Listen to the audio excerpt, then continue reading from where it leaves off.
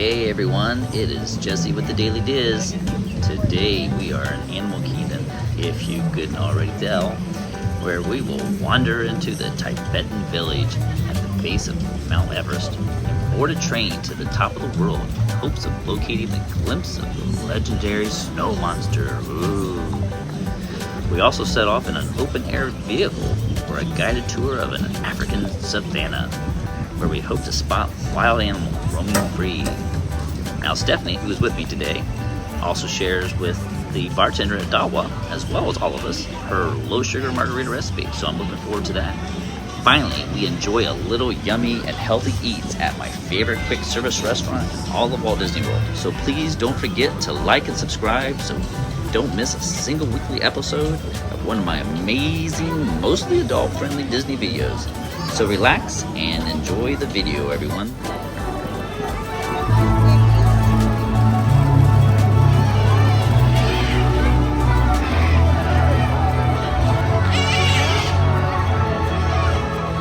Alright guys, looks like we just made it to the 10:30 show. This is the mini version of the Winged Encounters bird show.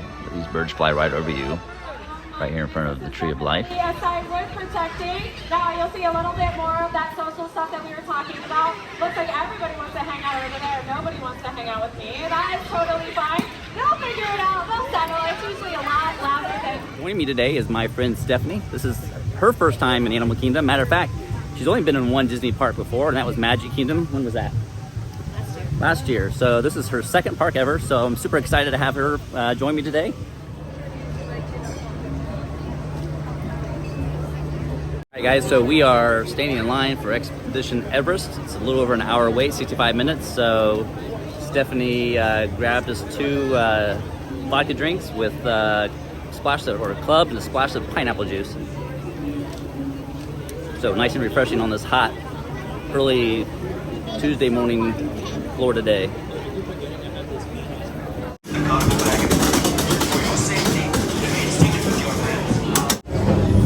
Here we go.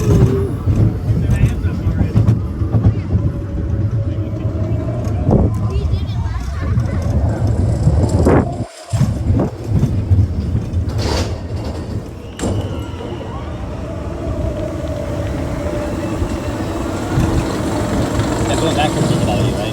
No. Okay. That is not bad.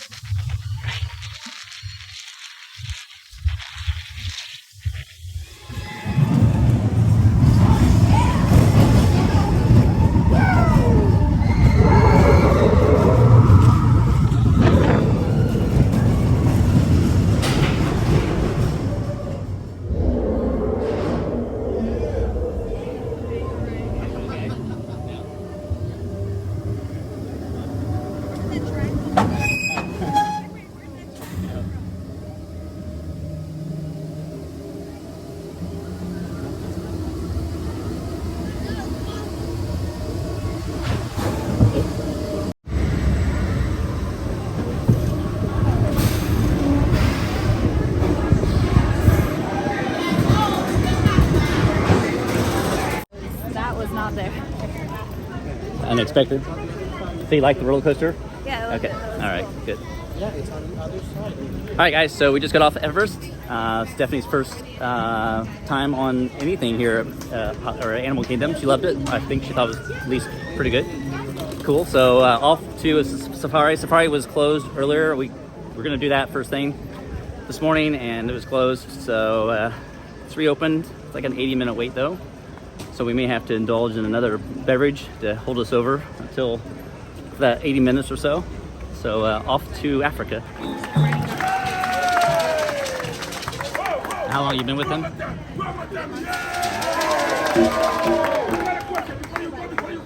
got a question. Are you guys having fun? Future Jesse here.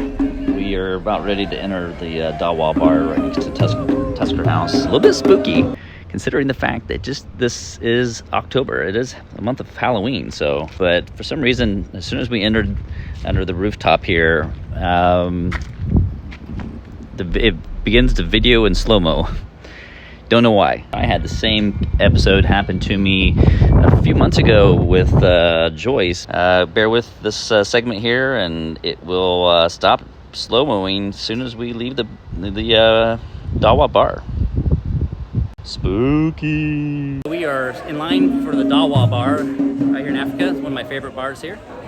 And we're gonna grab a drink before we go into the safari.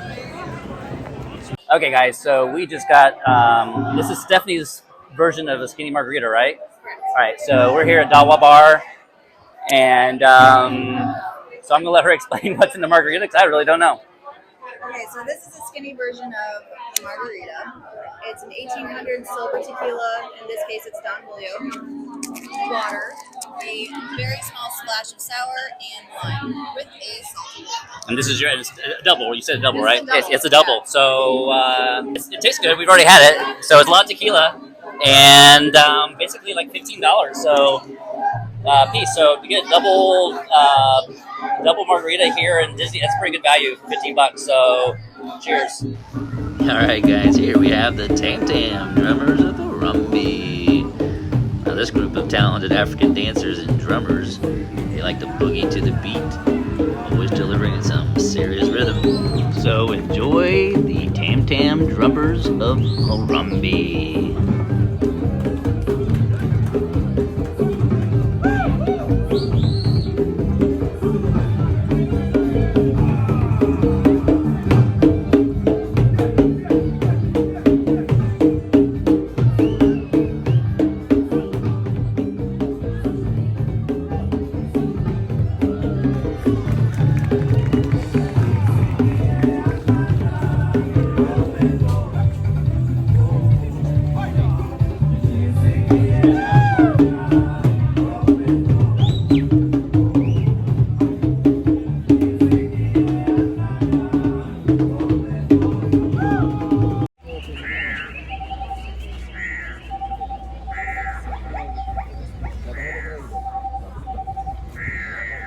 Some of them, they claim they're high protein, but they're really not. That's literally, you can sprinkle just a teaspoon of extra protein on it and make up the difference. So pay what you pay for these boxes, and they have like a weird aftertaste to them. So I want to. Here like to rely heavily on their camouflage. It usually comes in the form of some stripes on their bodies.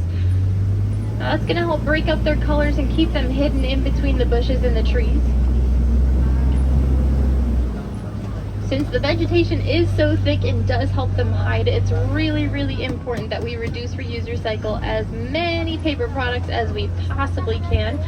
It's going to help protect not only forests where you live, but forests all around the world, like here in the Little Itsuri Forest. On the left there in the water, you can see that saddle-billed stork. You can tell that she's a female. She's got a bright yellow eye. Saddle-billed storks can stand up about 5 feet tall, and their wingspan can be about 9 feet wide, which is roughly the width of the canopy above your head. If we look to the left there along that rock wall, you're going to see a black rhino hanging out there, kind of blended in, looks like a big boulder. Now they can weigh up to about 3,000 pounds. Their ears are cone-shaped, which means they've got excellent hearing, and they do have a pointed upper lip, and that's going to help them to be amazing foragers here in the forest. They can pick leaves off of branches and grass off the ground, and that's what they're going to eat all day long.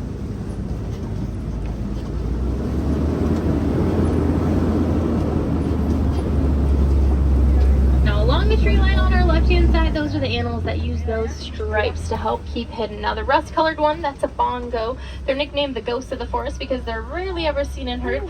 Those tall ones over there without any horns, those are greater kudu. They can jump straight up into the air from a standstill about 8 feet. Now that is a male saddle-billed stork over there, and he and the female are a forever couple. Saddle-billed storks like to hang out just below the surface of the water and along the banks of the river as well. So we're going to keep an eye out for some animals that like to hang out in and around the water.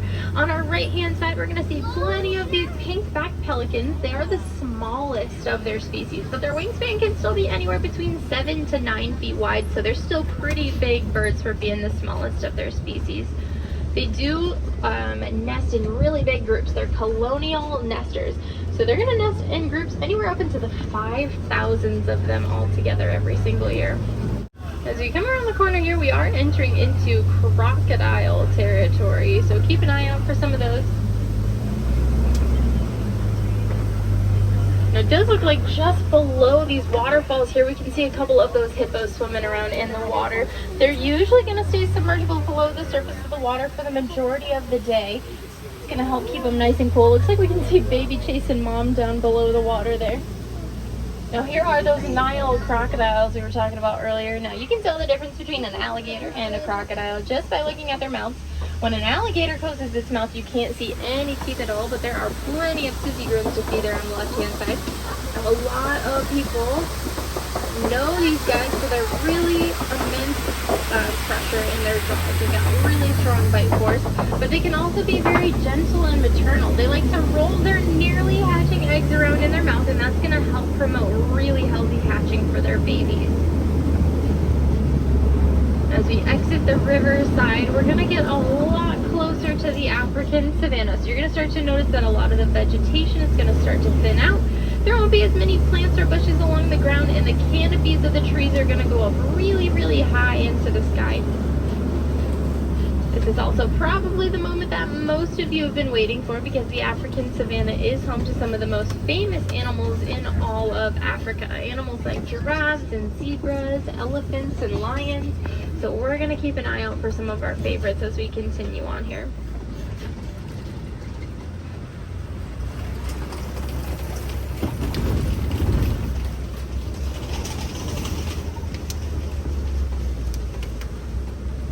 Now the savanna does host millions of migratory animals every single year, and each animal plays a really important role in the ecosystem. They each help out this planet just by existing.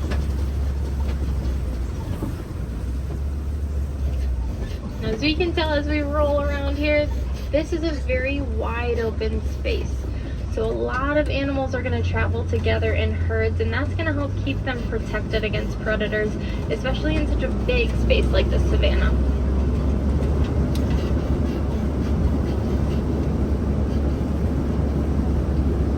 Looks like walking around up ahead here on our left-hand side, there's a few African painted dogs over here.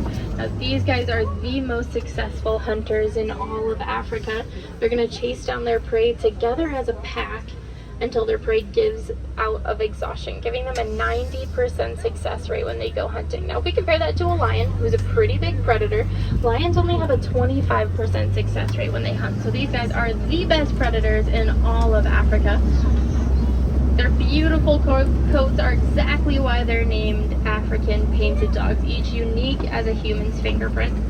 Now on the left-hand side there, we're going to see some of those sable antelope. Those are the emblem of the Harambe Wildlife Reserve. In every single fight or flight situation, they always choose to fight. Now here as well on the left, this is a herd of wildebeest. You can see they're a little bit tired this afternoon.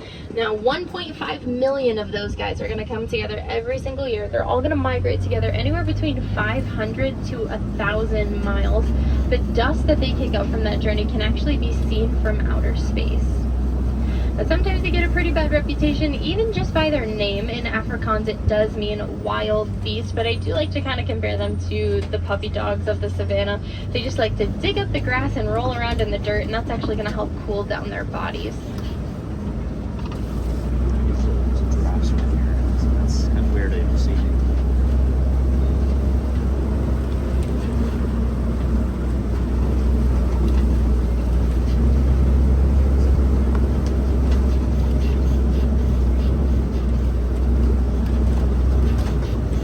You can see that a lot of the canopies of the trees go up nice and high into the air, and you can see some of the lower hanging branches have almost been completely picked clean.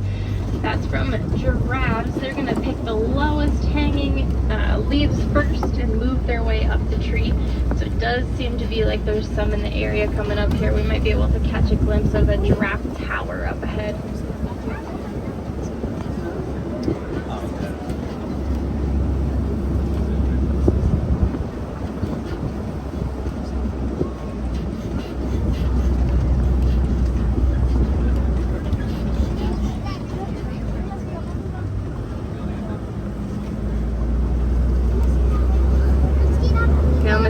Will actually only sleep for about 30 minutes a day, and for the rest of the day they're just gonna spend it eating. So they're gonna use their long necks and long prehensile tongues to reach all the way up into the trees.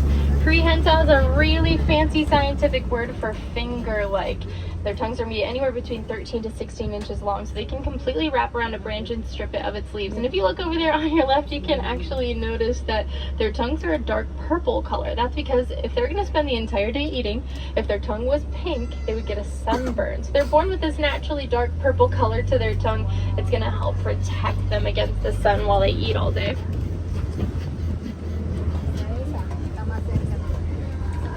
Looks like as well a couple of zebras over here on the left hand side. These are Hartmann's mountain zebras. They've got pretty sharp hooves, and that's going to help them to traverse different mountain ranges. Since their noses are black, we can tell that they are black with white stripes.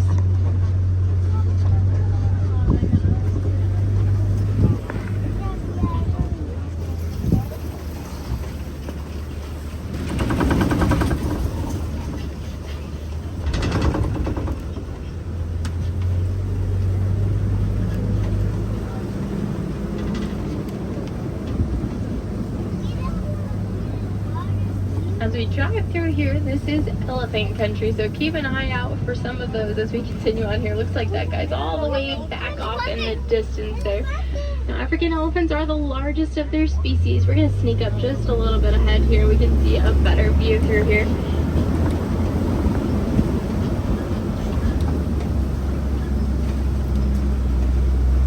That guy, you can tell, kind of a little bit warm because he's fanning himself with his ears back there, and that's going to cool off his entire body by about 15 degrees.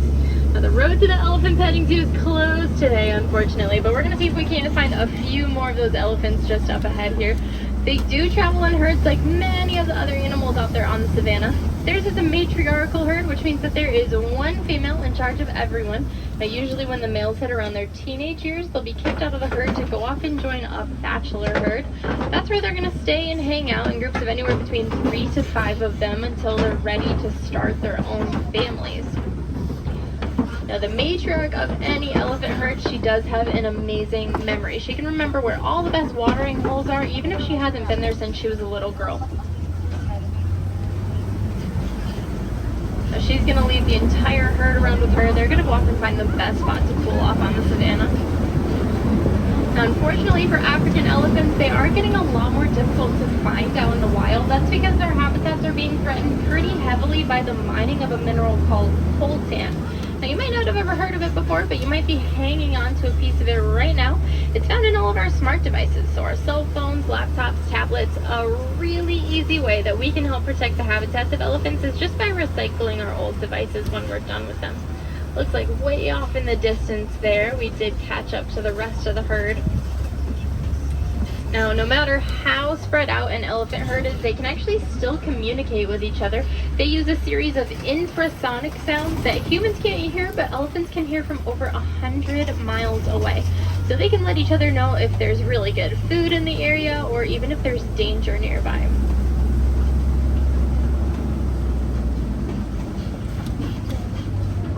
Now these crazy looking trees here on the left and right hand side, these are baobab trees. They're also known as the tree of life. 9 months out of the year they look exactly like this because they're conserving thousands of gallons of water inside their trunks, so they don't have enough water to give to make leaves.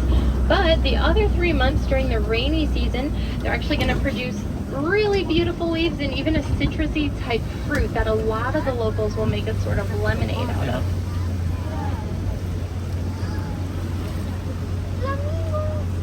On the left coming up here, we're going to see a flamboyance of flamingos. That's what a group of them all together is called. Now these are greater flamingos, which means they're the largest and lightest colored pink of their species. They get their coloration from the food they eat. They're going to eat brine shrimp every single day, and that's what's going to give them that bright pink color. Now if you look over there, there should be about 4 flamingos that have white feathers with a few gray ones in there as well. Those are actually their babies. They're not quite pink yet because they haven't had the same full diet of brine shrimp that mom and dad have had. But the older they get, they're going to eat a lot more shrimp, and in just a couple of years, they're going to be just as pink as mom and dad are.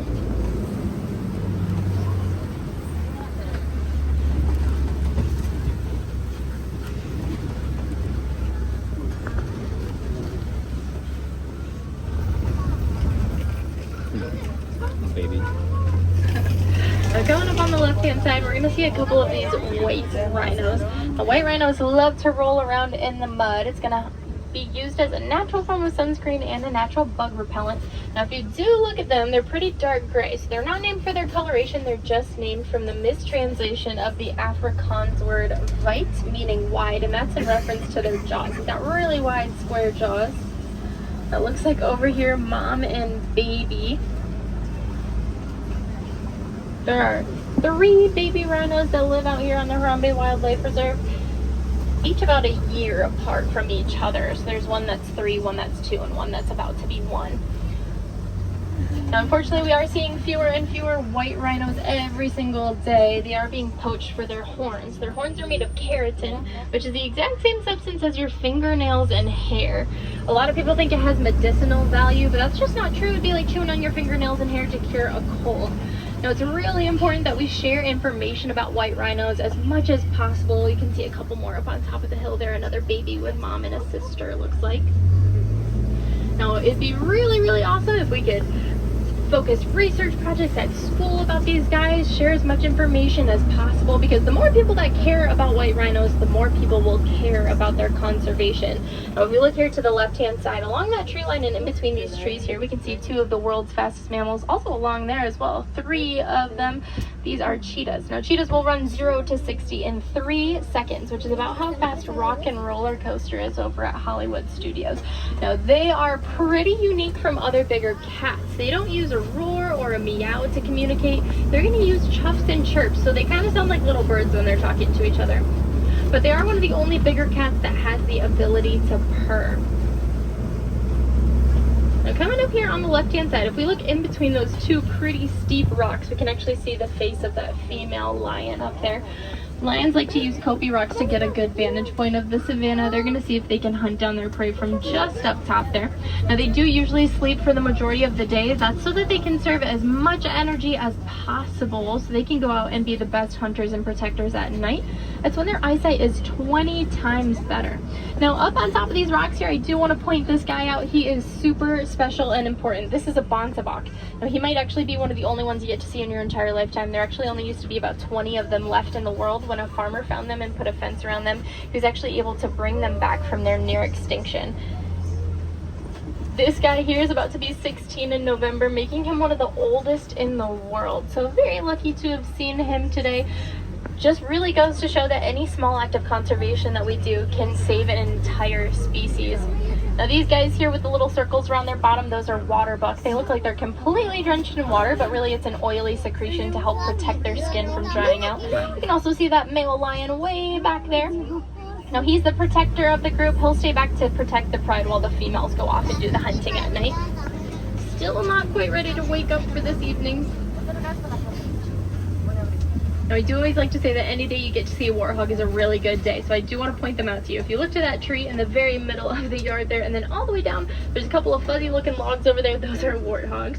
Now they are my most favorite animal out here on the reserve. Now the most famous one that we all know is Pumbaa, right, from the Lion King. Now Pumbaa in Swahili does mean foolish, but those guys are really smart. They'll back themselves into their burrows at night, exposing their tusks. So even while they sleep, predators know to stay away from them. Now coming up on our right hand side of the truck, we're going to see two ostriches over here. Ostriches are the world's tallest land bird. They can't fly, but they can run super duper fast, about 40 miles through the savannah. You can also see a few of their eggs down there on the right hand side. Now even though they can't fly, their wings are not useless. They can use them kind of like how a boat will use a rudder. If they're sprinting through the savannah and they throw out a wing, they can actually turn on a dime. Now their eggs are pretty cool. About 24 chicken eggs can fit inside of one ostrich egg, so they're probably about the size of my head. Now they also have a super strong shell. A fully grown human can stand on top of one of those eggs and it won't break. That does come in handy. Sometimes ostriches with their really long legs can be a little bit clumsy, but it doesn't matter because if they step on their eggs, they won't break. As we cross this bridge here, we're exiting the savannah and we're going to get a lot closer to this Magadi Glen here. Really beautiful. It is where the warden has her post. Now the warden and her staff love to take care of all the animals that come out here to the Harambe Wildlife Reserve. Looks like a few of her goats are out. These are Nigerian dwarf goats. They are incredibly cute. They also produce a very nutritious milk, which is more nutritious than cow's milk. So the warden's going to offer them food and shelter. In return, she can either keep their milk or sell it in a market. Either way, it's a really awesome example of how humans and animals can coexist.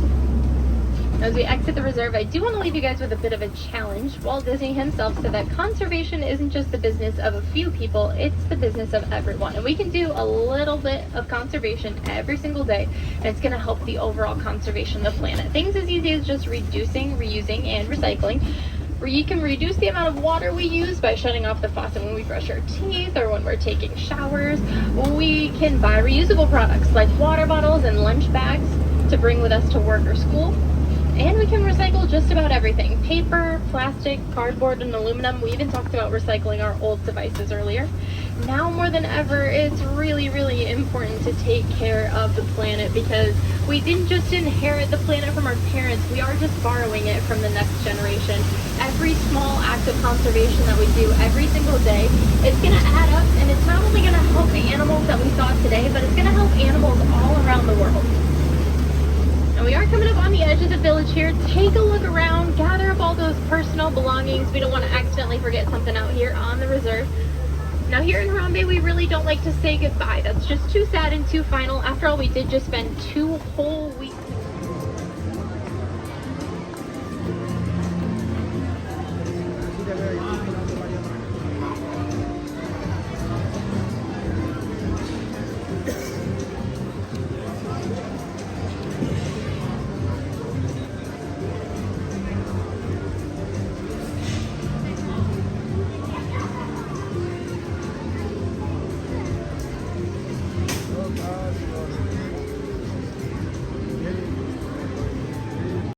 Real quick, and then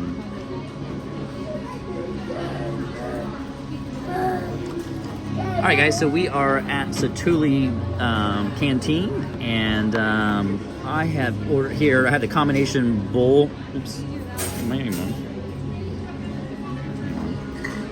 Oh shoot.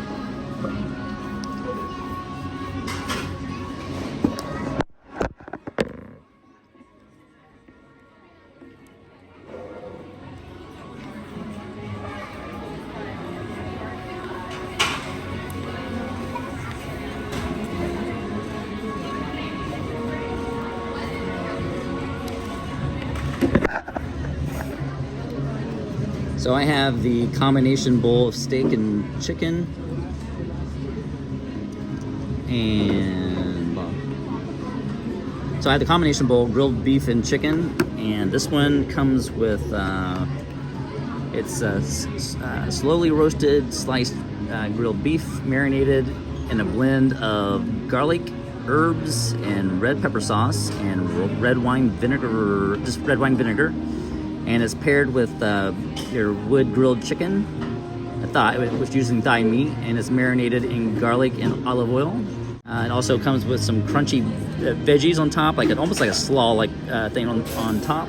And then you have your boba balls, which are super popular here, and that's those right there on top. And for my base, I got the noodle option. You have options of noodles, red beans and rice.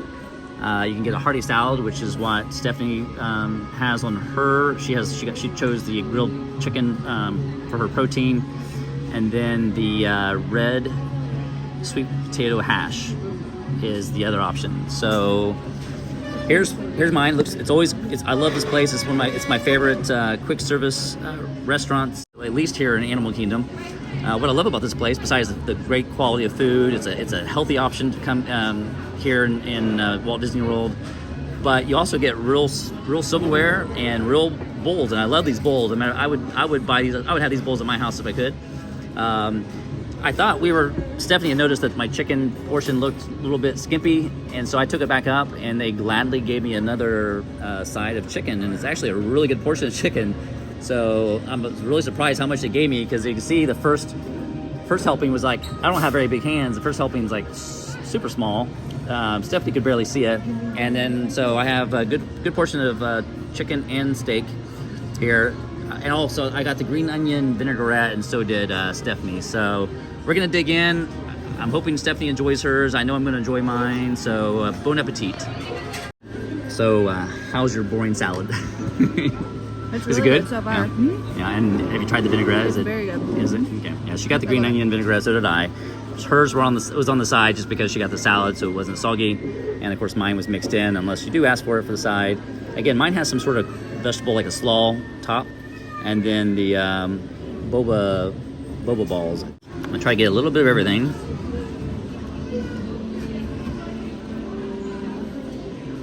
I got the chicken, I got the noodles, a little bit of the little slaw, and then the green onion vinaigrette.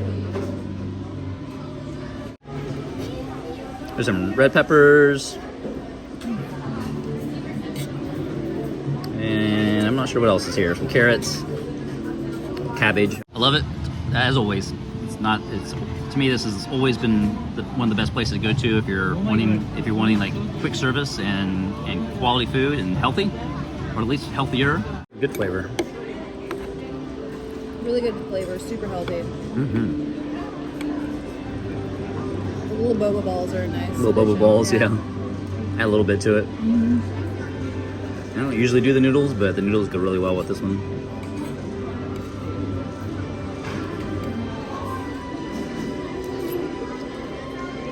And I like that they put that sauce on the side. Yeah. Yeah, for somebody you probably wouldn't need all that. Yeah. And the chicken and the meat, the protein has really good. It has a really good marinade to it, so it's not super dry. So you really don't need a lot. No, not at all. Especially with like mine with the noodles, I definitely don't need that sauce. So good.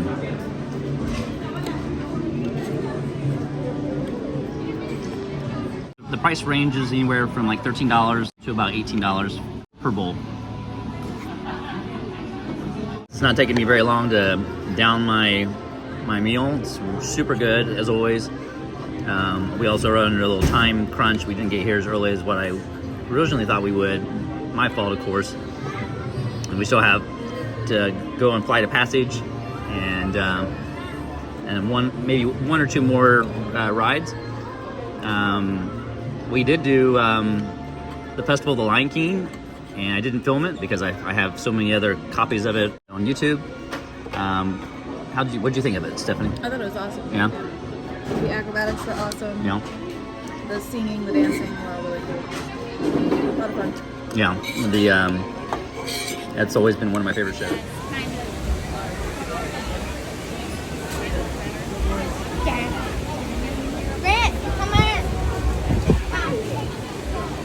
All right, guys. Well, that's a bit of good news. I just checked the app a moment ago, so it's great news because I thought it showed 245 minutes, like 5 minutes ago, and we get up to the front and it's only 85 minutes. So a little over an hour is much better than over 2 hours. So pretty happy because I was hoping that we could get 2 more rides in today. We have all the lines, all the waits today have been super long. We haven't really gotten to do too much. This is Stephanie's first time here, so I was wanting to, you know, show her around. So we haven't been able to do everything that we wanted to do today. Hoping that we can do Navi River after this. So we'll see what kind of time we have left. Park closes 8 o'clock and it's 5:30 now. All right, guys, just got off of Flight of Passage. What did you think, Steph? Really awesome. Yeah. Best ride yet. Yeah, it's always been my favorite here at Walt Disney World. So we're gonna try to do one more ride tonight, and then we're gonna take off. So we're gonna try the Navi River, see what the wait time is for that.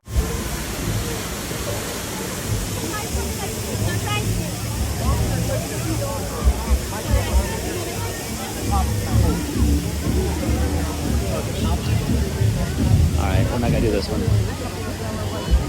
So might as well stay in line for the picture. That's our compromise. Navi River is 120 minutes. That's crazy. That's Okay, so we're waiting in line here for a photo pass opportunity. Yeah, I don't know if you heard me earlier, but the Navi River wait time was 2 hours. And sometimes you just have to weigh the value of waiting in line versus just your time in general. And right now, with the park closing here soon, I just don't feel like when you're here as often as I am, you know, it's just one of those rides where I enjoy it. I always recommend it if you've never been here before or you don't get here very often. But I can come here all the time. So we're gonna skip Navi River, get a photo here real quick with Stephanie, and then we'll call it a day.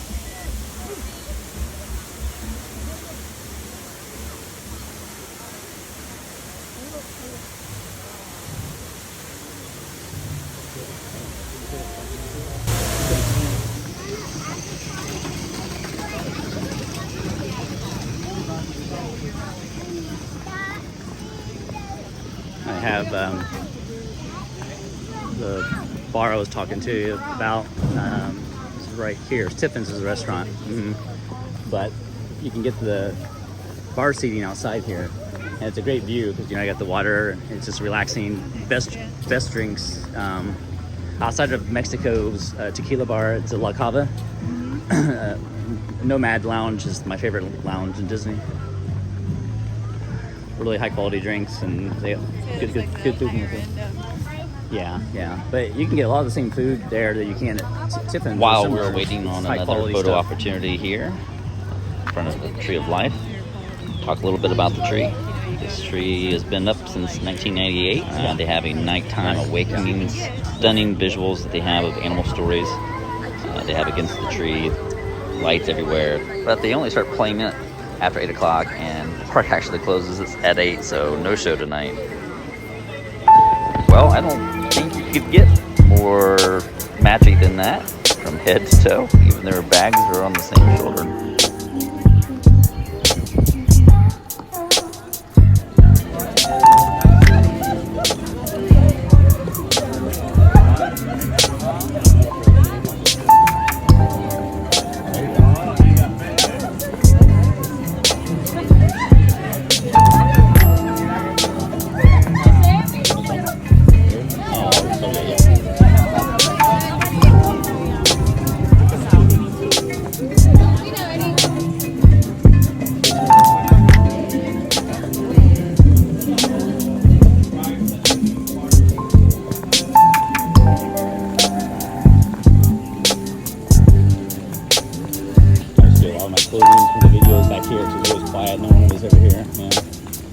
Up 20 times and no one will be there to watch me mess up.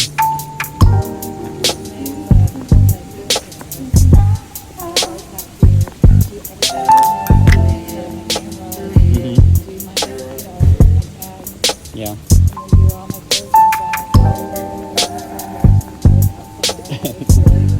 Right. Yeah, it's one thing.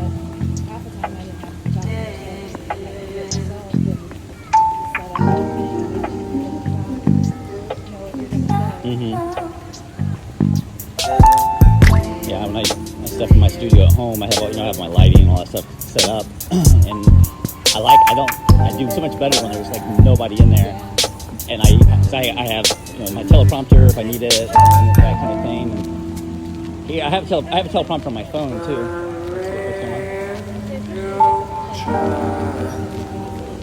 Oh yeah, right. Can't do, yeah. Yeah.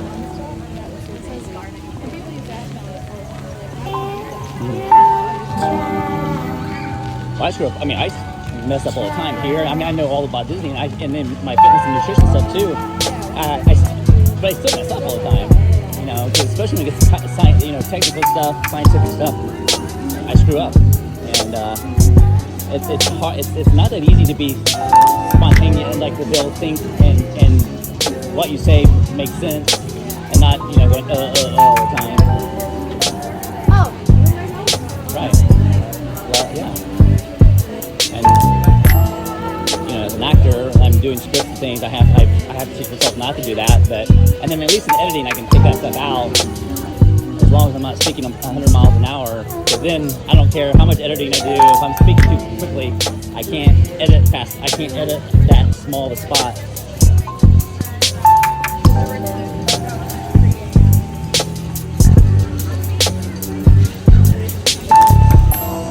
The past person outside here. I have a Rainforest Cafe. They have two. They have one at Disney Springs, and they have the one here.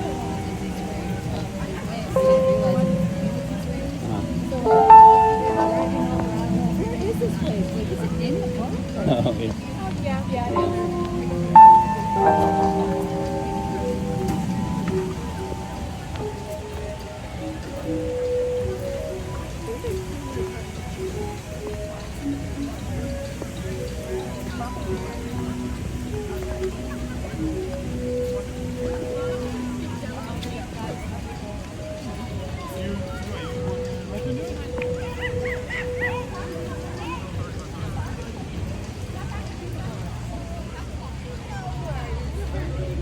Guys, that is it from Animal Kingdom. I want to thank Stephanie for coming all the way from Cocoa Beach to join me today. Had a great time with her. Lines were busy. We didn't get to do as much as I was hoping, but we still had a great time. So as always, remember, Disney is a place where dreams do come true. Until next time, guys, we'll see ya.